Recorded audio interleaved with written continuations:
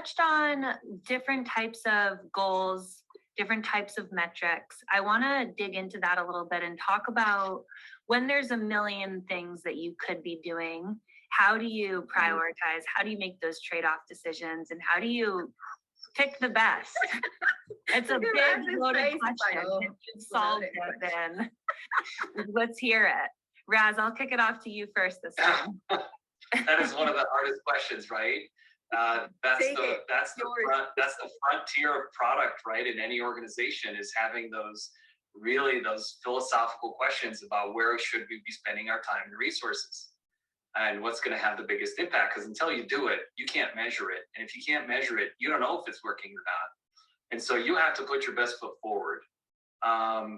You can be scientific about it. You can synthesize, industry trends and position of the company, and what you can put it all together.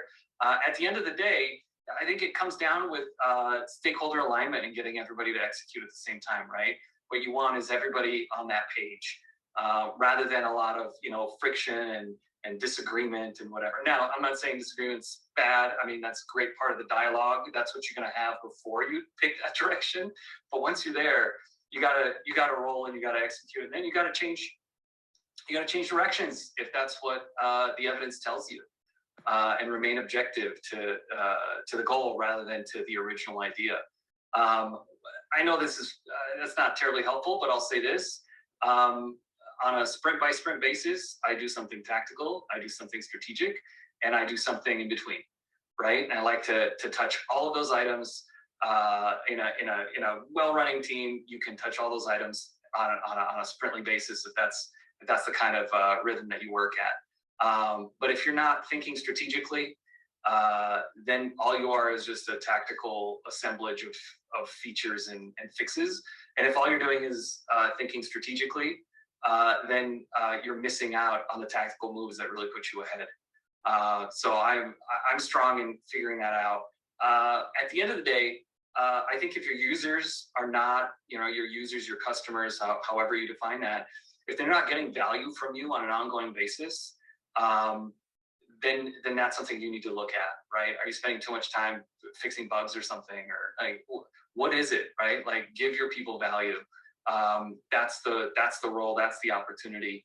And so if you focus on that item as best you can with as imperfect data as you can, you will know pretty quickly if you're wrong, right? Just get it out there, get it in someone's hands, get them to use it. Oh my God, we were wrong about this thing. Pivot, change, go to this other. Fail fast, right? fail fast. Yeah, there is no one, there's only just the next step, but you also have to have an eye for the horizon. Dalia, I keep with you. I think, for sure. So for my, I like to give people little nuggets here and there because I wish somebody had done it with me.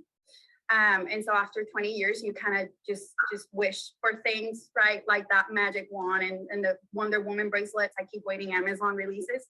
Maybe I'll go work for them to make them, right? But the idea is if you're a product manager who works at a startup or a very small company, everything is important and everything is a fire. And everybody wants to put pressure on you and say, this is what's most important. I have found that creating a business process modeling notation flow helps. Why? Because I reduce the arguments, I reduce the politics, I reduce the customer service needs these, but legal saying that this has to happen, and here is the refactoring of fluff. It's all important, right? But if we go from left to right on creating a feature, the picture is very clear. You already know what you need to create and what you don't, no matter how important they say it is.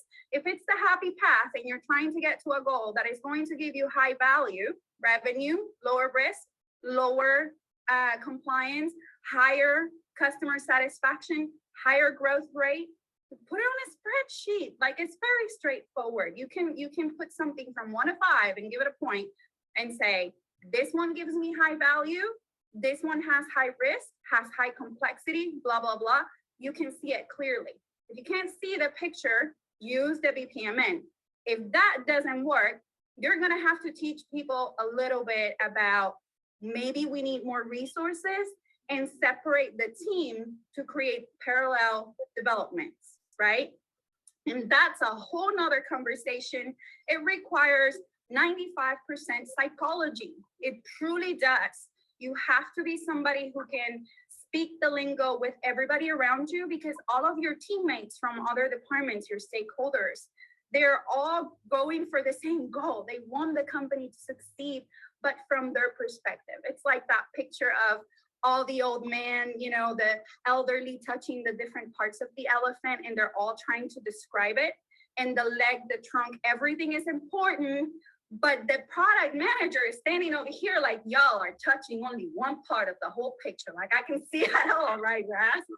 So when you got the picture of the whole elephant, you're like, okay, I gotta fit it through this door, and it's too small, right? And they're like, no, but wait, the elephant has the open pasture. It's like, no, there is a fence. I can see the fence.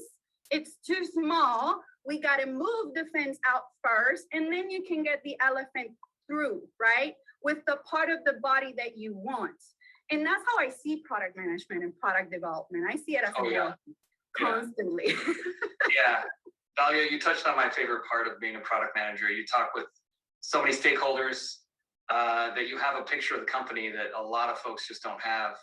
And you see pieces fit that a lot of folks don't see.